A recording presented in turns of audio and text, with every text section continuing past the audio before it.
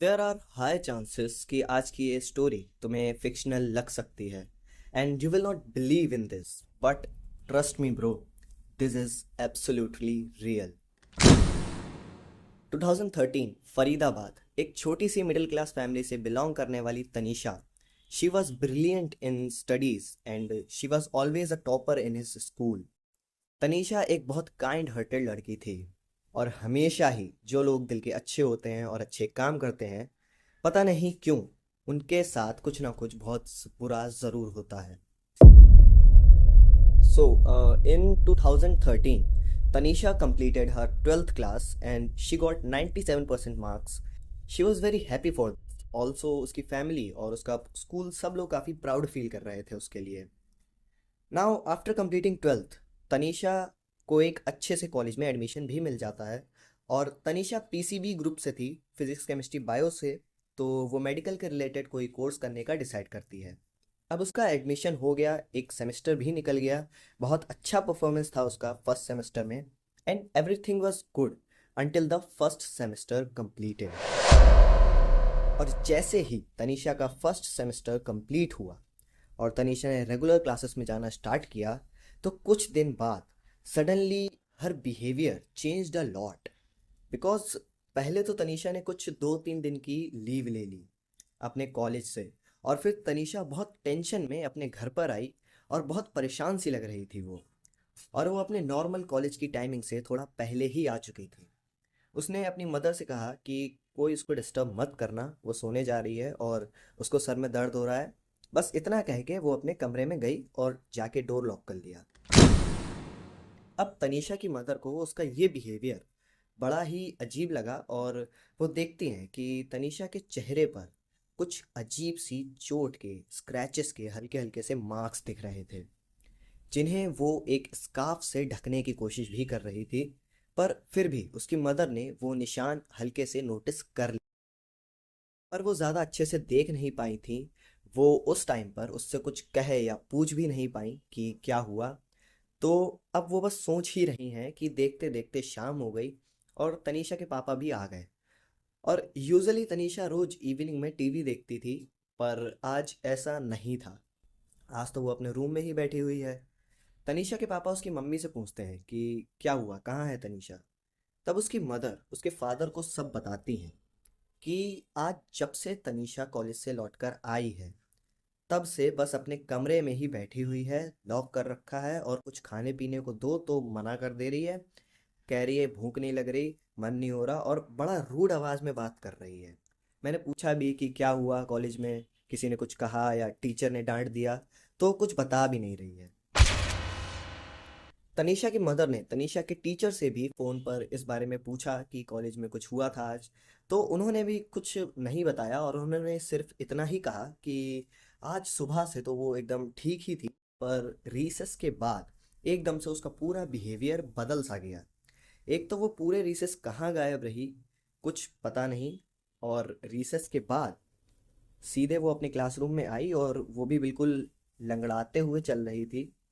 सबने पूछा भी कि पैरों में क्या हुआ, तो वो बस इग्नोर करके सबसे पीछे वाली सीट पर जाके बैठ गई। और फिर बड़ी परेशान और खोई खोई सी लग रही थी। उसकी आंखें बड़ी चढ़ी चढ़ी सी लग रही थी, जैसे कुछ मतलब नशीली टाइप लग रही थी। और लेक्चर में भी ध्यान नहीं दे रही थी वो। और थोड़ी देर बाद वो सडनली आकर अर्जेंट 2 दिन की लीव लेकर चली गई। मैंने पूछा भी कि क्या हुआ, तो तनीषा ने सिर्फ इतना ही बताया कि उसकी तबीयत कुछ ठीक नहीं लग रही है, वॉमिटिंग सी लग रही है, तो इसीलिए उसको छुट्टी चाहिए। लेकिन हाँ, एक बहुत अजीब सी बात ये थी कि तनीषा बहुत ज़्यादा डरी हुई लग रही थी और अपने फेस को, अपने हाथों को स्कार्फ से ढकने की कोशिश कर रही थी, जैसे उसको कुछ चोट लगी हो या कुछ। तो हल्के हल्के से निशान दिख रहे थे उसकी पूरी बॉडी पर। लेकिन मैंने पूछा भी कि क्या हुआ, कुछ एक्सीडेंट वगैरह हुआ है या क्या है जो ये चोट वगैरह लग गई, ये मार्क्स हैं, किस चीज़ के मार्क्स हैं ये। तो उसने इसका कुछ रिप्लाई नहीं किया और बस बहुत जल्दी में वहाँ से भाग गई। अब उसके फादर जाते हैं, उसके रूम का डोर नॉक करते हैं, और एक बार नॉक किया, कोई रिप्लाई नहीं आया। वो दोबारा नॉक करते हैं और तनीषा को आवाज़ भी लगाते हैं। तो इस बार तनीषा बिना दरवाज़ा खोले अंदर से ही बहुत रूड आवाज़ में बोली कि हाँ क्या है बताओ। मुझे प्लीज़ डिस्टर्ब मत करो, मैं बहुत परेशान हूँ। अब तनीषा के पापा को थोड़ा गुस्सा आ जाता है कि कितने गलत तरीके से बात कर रही है वो। तो उसके पापा थोड़ा डांट भी देते हैं कि किस तरह से बात कर रही हो तुम, तुम्हें तमीज़ नहीं है, ये कौन सा तरीका है अपने माँ बाप से बात करने का। तो तनीषा चुप हो जाती है और कुछ रिप्लाई नहीं करती, और गुस्से में उसके मम्मी पापा भी उसे ऐसे ही छोड़कर चले जाते हैं। अब वो दिन तो ऐसे ही निकल गया और तनीषा डिनर के लिए भी नहीं आई, और मम्मी पापा ने भी ज़्यादा फोर्स नहीं किया और उसको ऐसे ही छोड़ दिया। अब नेक्स्ट मॉर्निंग फिर से उसको दरवाज़ा खोलने के लिए कहते हैं, पर इस बार उसकी साइड से कुछ रिप्लाई नहीं आ रहा था। तनीषा की मम्मी ने सोचा मे बी अभी तनीषा सो ही रही होगी, रेस्ट कर रही होगी, तो शायद थोड़ी देर में जब जाग जाएगी तो अपने आप ही बाहर आ जाएगी। लेकिन अब जो होने वाला था उसके लिए शायद तनीषा के मम्मी पापा तैयार नहीं थे, और उन्होंने कभी अपने सपने में भी इस बारे में नहीं सोचा होगा। मॉर्निंग में तनीषा के पापा अपने ऑफिस के लिए निकल गए और अभी तक तनीषा अपने रूम से बाहर नहीं निकली, और थोड़ी थोड़ी देर में उसको आवाज़ भी लगा रहे हैं, नॉक कर रहे हैं, पर वो रिप्लाई नहीं कर रही है। अब बहुत देर ट्राई किया, पूरा दिन उसको नॉक करने की कोशिश की, पर वो खोल नहीं रही दरवाज़ा, ना वहाँ से कुछ रिप्लाई आ रहा था। दोपहर में लंच के टाइम पर तनीषा के पापा जब घर पर आए थे, तब भी उन्होंने बहुत ज़्यादा ट्राई किया, काफ़ी देर तक ट्राई किया, लेकिन वो गेट खोल ही नहीं रही थी। और कल से ना तो तनीषा ने कुछ खाया पिया है और अपने रूम से भी बाहर तक नहीं आई है, and now she is not replying any more. अब तनीषा के पेरेंट्स की हार्ट बीट होती है तेज, वो लोग काफ़ी पैनिक करने लगते हैं। They started knocking the door continuously and calling Tanisha, but there is no response from her side. तो अब फाइनली ये लोग टेंशन में आके डोर के नीचे से अंदर देखने की कोशिश करते हैं। डोर के नीचे से तो अंदर का इतना कुछ नहीं दिख पा रहा था, और तनीषा कहाँ है, बेड पर है या क्या कर रही है, वो कुछ नहीं दिख पा। पर जैसे ही तनीषा के पापा डोर के हैंडल के पास, जो चाबी वाली जगह होती है ना जिसमें चाबी लगाते हैं, जैसे ही तनीषा के पापा उस होल से रूम के अंदर देखते हैं, तो जो उन्हें दिखता है वो किसी माँ बाप को एक हार्ट अटैक दिलाने में मोर देन इनफ ही था। उन्हें दिखता है कि तनीषा हवा में लटकी हुई है और उसके सिर्फ पैर ही लटकते हुए दिख रहे हैं। बेड पर एक चेयर गिरा पड़ा है, और अब क्लियरली समझ आ रहा था कि तनीषा ने पंखे से लटक कर सुसाइड कर ली है। जल्दी से दरवाजे को तोड़ते हैं, उस रूम के अंदर जाते हैं, तो उस रूम के अंदर का सिनेरियो टोटली हॉरिबल था। तनीषा की मदर फादर सब रो रहे हैं, तनीषा को तुरंत नीचे उतारते हैं, इमिडिएटली हॉस्पिटल में कॉल करते हैं, पर एट द एंड तनीषा को सुसाइड किए बहुत देर हो चुकी, और दैट्स वाई तनीषा के पेरेंट्स ने तनीषा को हमेशा के लिए ही खो दिया। अब तनीषा का सारा फ्यूनरल होता है, सब लोग आते हैं, और तनीषा के पेरेंट्स एकदम गिल्ट में, एक सदमे में चले जाते हैं कि ऐसा सब क्यों हुआ, कैसे हुआ, इस सब के पीछे किसकी गलती है, और एक्चुअली में ऐसी कौन सी बात थी जिसके चलते उनकी इतनी अच्छी बेटी ने ऐसा काम कर लिया। They all were thinking, but उनको कुछ समझ नहीं आ रहा था। ड्यूरिंग द फ्यूनरल तनीषा के पेरेंट्स ने उसकी बॉडी पर कुछ बहुत ही ब्रूटल और अजीब सी चोट के निशान देखे, जो कि बिल्कुल नॉर्मल नहीं लग रहे थे। और उन मार्क्स को देखकर कहीं ना कहीं तनीषा के पेरेंट्स को कुछ हल्का हल्का सा शक तो हुआ कि शायद इस सब के पीछे कोई बहुत बड़ी बात है। किसी लड़की के शरीर पर ऐसा निशान मिलना विच आर नॉट यूजुअल, और बिना किसी बात सडनली सुसाइड कर लेना, ये कुछ तो बात ज़रूर होगी इसके पीछे। बट इसके पीछे के रीज़न का पता तब तो आराम से चल जाता जब तनीषा के पेरेंट्स उसका पोस्टमार्टम एट दैट टाइम करवा लेते। पर अब देखो, कोई भी माँ बाप कैसे अलाउ करेगा कि उनकी अपनी बेटी की डेड बॉडी के साथ पोस्टमार्टम चीरा फाड़ी करी जाए। कितनी बुरी बात लगेगी किसी पेरेंट को। और उसके साथ साथ बात ये भी थी कि ये क्लियरली एक सुसाइड का ही केस लग रहा था, तो इसीलिए वो लोग ज़्यादा फोर्स भी नहीं कर सकते थे। ये लोग समझ तो गए थे कि तनीषा के साथ कुछ तो गलत हुआ है, बट इन्हें कोई कंफर्मेशन तो थी नहीं उस बात की। इसीलिए फालतू की चीज़ें कराने से और बिना बात का बतंगड़ बनाने से सिर्फ इनकी बेटी और इनकी इज्जत ही खराब होगी, जो कि ऑब्वियसली कोई नहीं चाहता। सो दैट्स वाई इवन उनको काफ़ी स्ट्रॉन्ग डाउट था कि तनीषा के साथ कहीं पर कुछ तो बहुत गलत चीज़ हुई है। बट स्टिल ना तो उन्हें पूरी सच्चाई पता चली और ना ही वो तनीषा को जस्टिस दिला पाए। अभी तो कैसे तो करके तनीषा का फ्यूनरल किया जाता है, और तनीषा के फ्यूनरल के बाद भी उसके पेरेंट्स तो अभी भी उस ट्रॉमा से ही सफ़र कर रहे थे। और ऐसे में कुछ बहुत ही अजीब अजीब सी चीज़ें भी तनीषा के पेरेंट्स के साथ होना स्टार्ट हो जाती हैं। सडनली तनीषा के पापा और मम्मी दोनों को ही एक सिमिलर सपना आता था, जिसमें लिटरली उन्हें अपनी बेटी तनीषा दिखती है, पर तनीषा उन लोगों को किसी अजीब से बाथरूम जैसी जगह पर दिखती है। उसके बॉडी पर कपड़े नहीं हैं और उसके पूरे शरीर पर बहुत ज़्यादा स्क्रैचेस और ब्रूटल इंजरीज के साफ साफ मार्क्स दिख रहे थे।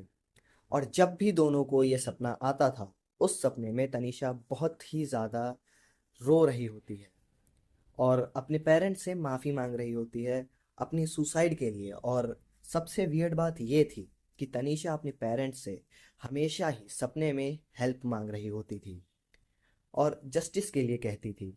ऐसा सपना तनीषा के पेरेंट्स को रेगुलर आता था और दोनों को ही एकदम सिमिलर चीज़ें ही दिखाई देती थी, पर ये लोग कुछ कर नहीं पा रहे थे और बस हमेशा ही रिग्रेट करते रहते थे कि वो अपनी बेटी के लिए कुछ नहीं कर पाए। अब उस घर में कभी कभी इन्हें कुछ फुट स्टेप्स सुनाई देते थे और कभी कभी लिटरली तनीषा की आवाज़ भी सुनाई देती थी, जिस पर कई बार तनीषा के पापा और उसकी माँ एकदम नॉर्मली रिप्लाई भी कर देते थे, जैसे कि तनीषा कहीं नहीं गई है और वो उनके साथ ही रह रही है।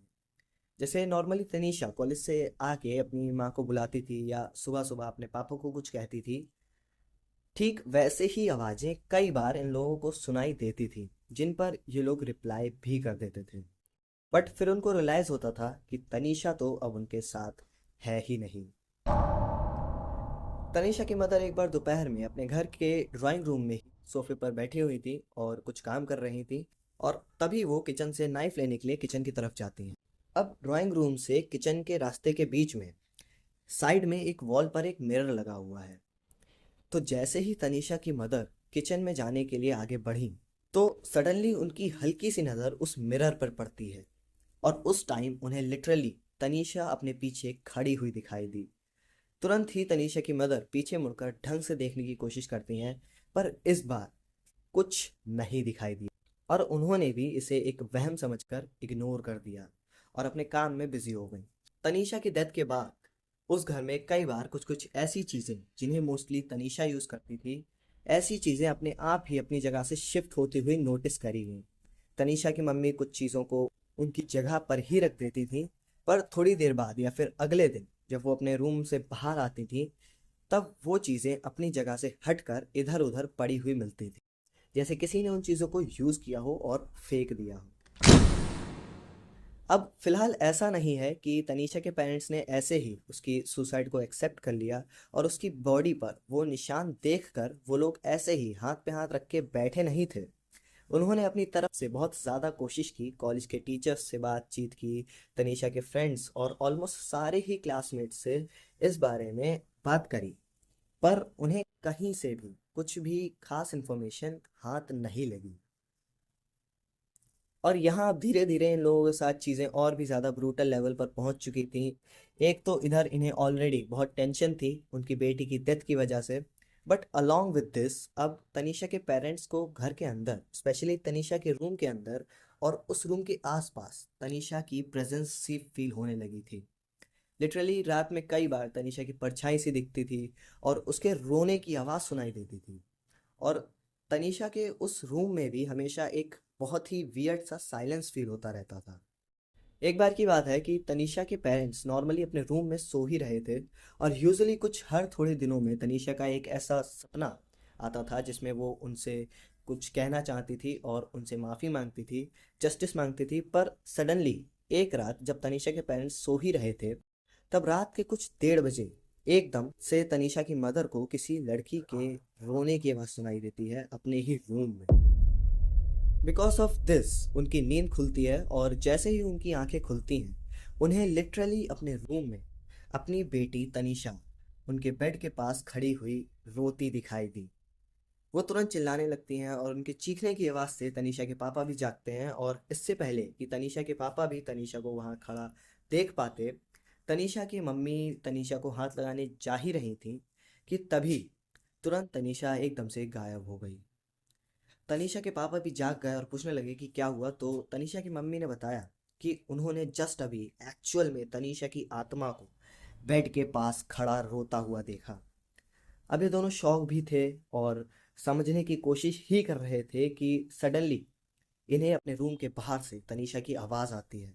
और इस बार तनीषा रो नहीं रही थी, इस बार लिटरली तनीषा अपनी माँ को और अपने पापा को आवाज़ लगा रही थी और उन्हें बाहर बुला रही थी। ये तुरंत भागते भागते बाहर निकलते हैं और बाहर जाके इधर उधर देखते हैं, तो इन्हें दिखता है कि तनीषा अपने ही रूम के दरवाजे के पास खड़ी हुई है और बहुत हल्की सी स्माइल के साथ वो अपने पेरेंट्स को उस रूम के अंदर बुला रही है। ये लोग तुरंत रूम में जाते हैं और वहां जाते ही जैसे ही तनीषा के पापा उसे बुलाते हैं और अपने पास आने को कहते हैं, एट दिस पॉइंट तनीषा की सोल जो उन्हें उसके बेड के पास खड़ी हुई दिख रही थी, अब तनीषा की वो सोल उस बेड के पास रखे हुए एक ड्रॉर की तरफ इशारा करती है। तनीषा के पेरेंट्स समझ जाते हैं कि उस ड्रॉर में शायद कुछ तो है जो तनीषा उन्हें दिखाना या बताना चाहती है। और जैसे ही तनीषा उस ड्रॉर की तरफ पॉइंट कर देती है, उसके बाद तनीषा एक हल्की सी स्माइल के साथ अपने पापा और मम्मी को देखती है और बस एक बात कहती है, माँ, मैंने उन लोगों को उनके किए की सजा दे दी है। इतना कहते ही, इससे पहले कि तनीषा के पेरेंट्स कुछ सोच या समझ पाते या कुछ कर पाते, तुरंत तनीषा कहीं गायब हो जाती है। अब ये लोग तुरंत जाते हैं उस ड्रॉर के पास और उसमें रखे सारे सामान को बाहर निकाल कर एक एक चीज़ को देखने लगते हैं और ट्राई करते हैं कि उस चीज़ को ढूंढने की जो तनीषा उन्हें दिखाना चाहती। अनफॉर्चुनेटली बहुत देर ढूंढने पर भी उन्हें कुछ ऐसी चीज़ नहीं मिली और ऑलमोस्ट पूरा ही ड्रॉर खाली हो गया था। पर एट दी एंड इन्हें कुछ ऐसा मिलता है जिससे इन्हें सारी रियलिटी पता चलने वाली। एक्चुअली उस ड्रॉर में एक लेटर मिला जो कि तनीषा ने ही अपनी सुसाइड से कुछ देर पहले ही लिखा था। Now the time has come जब हमें पता चलेगा कि एक्चुअली में क्या हुआ था तनीषा के साथ। उस लेटर में तनीषा ने जो बताया था उसका कंक्लूशन अगर मैं तुम्हें बताऊं तो बात कुछ ऐसी थी कि तनीषा ने अपने कॉलेज के ही किसी दूसरे बैच के 3 लड़कों के बारे में बताया जिनका नाम था हर्षित, विनय और वैभव। तनीषा ने बताया था कि ये तीनों लड़के कॉलेज के गुंडे टाइप लड़के हैं, मतलब ये लोग बहुत बुरे बुरे लफड़े कर चुके हैं, पुलिस से भी कई बार उन्हें धमकी मिल चुकी है। पर ये तीनों लोग हर चीज़ से बच कर निकल ही आते हैं, क्योंकि जो हर्षित है ये एक बहुत बड़े पॉलिटिशियन का बेटा है और इस वजह से हर्षित और उसके दोनों दोस्त हमेशा ही हर केस में बच जाते हैं। और कॉलेज वाले भी उस पॉलिटिशियन की वजह से उन तीनों को कॉलेज से निकालने में डरते हैं और इवन उनके अगेंस्ट कोई एक्शन नहीं किया जाता है, just because of that politician. And that's why ये लोग बहुत बुरे बुरे क्राइम्स भी करते हैं। इसके बाद तनीषा उस लेटर में बताती है कि जब से तनीषा ने कॉलेज में एडमिशन लिया था तब से उस पॉलिटिशियन के बेटे हर्षित की गंदी नज़र थी तनीषा पर। और हर्षित तनीषा को लगभग रोज़ ही कॉलेज में परेशान करता था, उसका पीछा करता था और गलत कमेंट्स भी पास करता था। तनीषा ने बताया कि हर्षित ड्रग्स का एडिक्ट भी है और वो इल्लीगली ड्रग्स को बेचने का काम भी करता है। कॉलेज के बहुत सारे स्टूडेंट्स की ज़िंदगी बर्बाद कर चुका था वो, उन्हें ड्रग्स की लत लगवा के।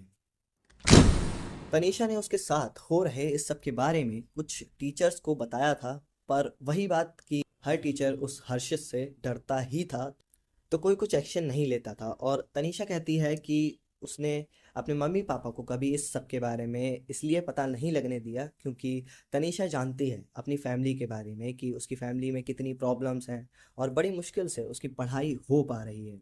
और जब पूरा कॉलेज मिलकर उस पॉलिटिशियन और उसके बेटे का कुछ नहीं कर पाए, जबकि सबके पास बहुत सारे विटनेस हैं और सब कुछ है, पर still they are not able to do anything, तो ऐसे में तनीषा के पेरेंट्स भी क्या ही कर सकते थे।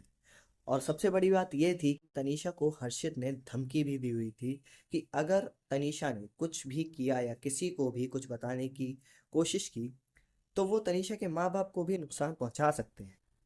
और ऑब्वियसली तनीषा ऐसा कुछ नहीं चाहती थी कि उसके मम्मी पापा के साथ कुछ ऐसा हो। अब उस लेटर में आगे जो लिखा हुआ था उसे सुन पाना कुछ लोगों के लिए बहुत डिस्गस्टिंग हो सकता है और शायद कुछ लोग इसे ना सुन पाएँ, तो इसे अपने रिस्क पर ही सुनना। तनीषा ने उस लेटर में बताया कि एक दिन वो नॉर्मली रिसेस में कैंटीन जा रही थी और जैसे ही वो कैंटीन में जाती है वो देखती है कि वहाँ पर कोई भी उस टाइम पर था नहीं, ना तो कोई स्टूडेंट और ना ही कोई कैंटीन का स्टाफ। तो तनीषा वापस कैंटीन के बाहर आती है और जैसे ही तनीषा कैंटीन के बाहर आई उसने देखा कि कैंटीन के बाहर हर्षित और उसके वो दोनों दोस्त खड़े हुए हैं और तनीषा को बहुत गलत तरीके से घूर रहे हैं।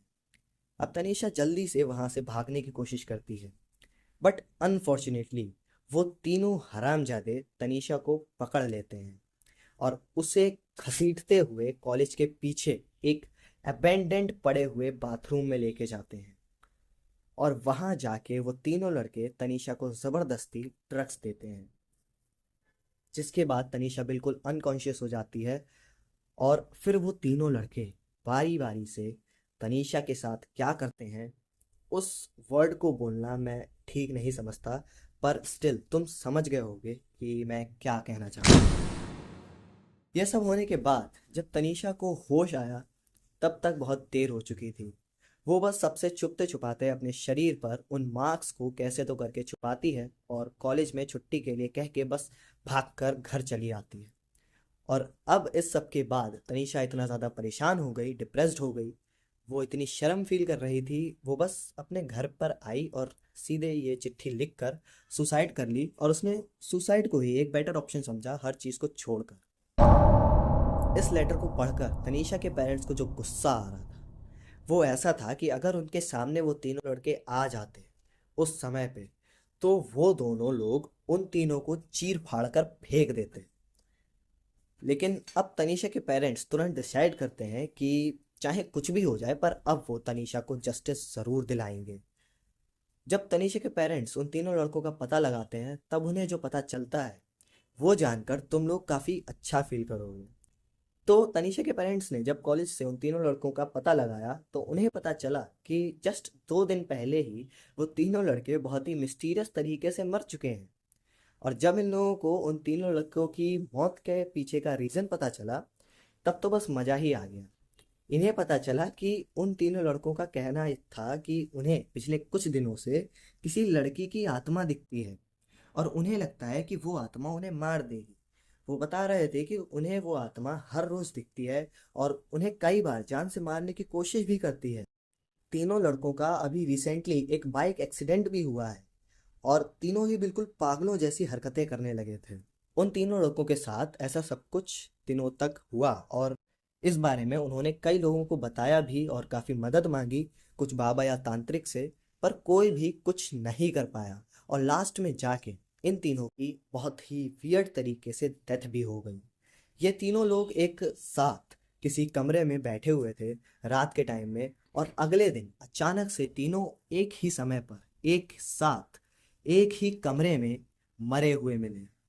तीनों लड़के बिना कपड़ों के जमीन पर पड़े हुए थे और उनकी पूरी बॉडी एकदम छिली हुई थी जैसे किसी ने उनकी खाल ही उधेड़ दी हो। पूरे कमरे में बहुत सारा खून भी फैला हुआ था जैसे बहुत बुरी मारपीट हुई हो वहां पर। अब तनीषा के पेरेंट्स पूछते हैं कि क्या हुआ आगे, तो वो टीचर कुछ बहुत खतरनाक बात बताते हैं। उन्होंने कहा कि वो पॉलिटिशियन जो है उसने उन तीनों लड़कों का पोस्टमार्टम भी करवाया और उस पोस्टमार्टम की रिपोर्ट में जो बात पता चली वो बहुत ही ज़्यादा दर्दनाक है। तनीषा के पेरेंट्स पूछते हैं कि क्या बात पता चली उस रिपोर्ट में। तब टीचर बताते हैं कि उन तीनों लड़कों को ड्रग का बहुत ही हाई डोज देकर उन्हें नंगा करके पूरी तरह से टॉर्चर किया गया था। तीनों के शरीर की खाल को किसी जानवर की तरह नोचा गया था। तीनों की ही आंखें उखाड़ ली गई हैं और तीनों के मुंह से गले के अंदर तक किसी ने कांच की बियर बॉटल को तोड़कर पेनिट्रेट कर दिया, जिसकी वजह से उन तीनों की जीभ और गला, दांत, फूड पाइप सब कुछ बहुत ज़्यादा ही डैमेज हो चुका था। इसके साथ साथ उन सभी के इंटरनल ऑर्गन्स भी डैमेज हो चुके थे। और ये तो कुछ भी नहीं था, क्योंकि इस सब के अलावा उन तीनों का ही पेनिस लिटरली काट कर निकाल दिया गया था। अब ये सब जैसे ही तनीषा के पेरेंट्स को पता लगा, तब तुरंत उनको एक बात याद आती है कि जब तनीषा की आत्मा ने उन्हें उस डॉर की तरफ जाने को कहा था, तब तनीषा ने एक बात कही थी कि मैंने उनको उनके किए की सज़ा दे दी है। तो अब इन्हें समझ आ गया कि तनीषा ने ही अपने साथ हुई इस गलत हरकत का बदला ले लिया, उन तीनों को मार कर, जो कि शायद जीते जी कोई भी नहीं कर पाता। खैर, जो कुछ भी हो, उन तीनों ने जो गलत हरकत की तनीषा के साथ, उसका रिवेंज तनीषा ने ले ही लिया, वो भी इतने सेटिस्फाइंग तरीके से। ये बहुत अच्छी बात है, क्योंकि अगर ऐसी हरकत के बाद आज भी वो तीनों लड़के जिंदा खुलेआम घूम रहे होते, तो सच में ये बहुत ही ज़्यादा शेमफुल बात होती। क्योंकि तनीषा के पेरेंट्स भी ज़्यादा से ज़्यादा केस ही कर सकते थे, और क्योंकि उन तीनों लड़कों के पीछे पॉलिटिशियन है, तो उस केस को बंद होते ज़्यादा देर नहीं लगती।